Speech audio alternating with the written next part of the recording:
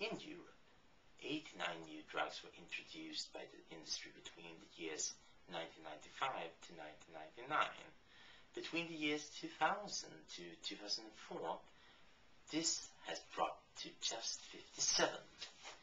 In 2007, the FDA approved only 19 new drugs, the lowest number since 1993.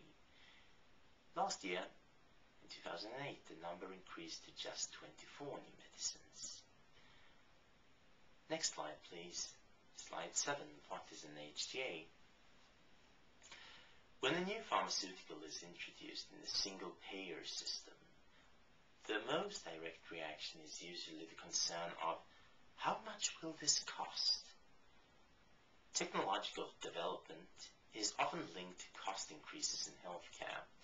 The new technology must pay the developers and is thus already more expensive than older technologies, whose prices have already been decreased by competition and product development. That is where the health technology assessment boards come in. Next slide, please. Slide 8, HTA guidelines. Normally, evidence-based medicine is used to measure the incremental benefit of new products, both as opposed to existing medicines and alternative treatments. Previously, the single-payer system often hailed the principle of distributing medicines equally and according to perceived need, no matter the illness, with a full reimbursement of costs. This was of course in conflict with budget constraints. Rationing crowded out patients or left many undertreated. The guidance provided by an HTA appraises how a new medicine or treatment may be approved. Health technology assessments crowd out treatments, not patients. HTA picks to fund treatments that have a cumulative cost up to its budget and enables the government to not offer a treatment within the confines of public health care. In practice, however, HTA are increasingly used in Europe for cost containment. These policies concentrate on what has worked in the past. Last but not least, practice variations are ignored. For instance, a belief that one size fits all. In terms of medicines, this leads to restricting choice and cutting costs while disregarding individual differences. Next slide, please. Slide 9, technology appraisals. This slide shows that almost all medical practices are getting evaluated today.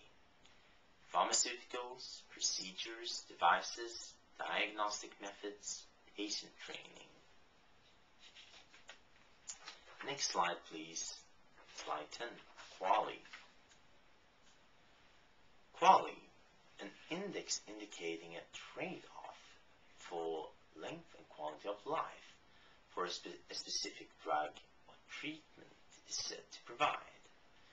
In order to quantify a health benefit of a treatment, clinical trial data are used to estimate the additional lifespan a treatment enables a patient to live in years. The HTA may be seen as a healthcare policy that consciously makes use of cost per quality figures. The crucial question for any type of healthcare policy now becomes how to make best use of this limited budget. How should priorities be set? Please turn to slide 11, keeping the threshold. If a government-funded healthcare system is selected by the public, the HTA board will become a more important feature. A healthcare system requires an economic evaluation. Efficiency starts to be balanced against equality. HTAs have political significance, placing the short-term budgeting dilemmas of healthcare and politicians against increasing lifespan and improved health of the patients.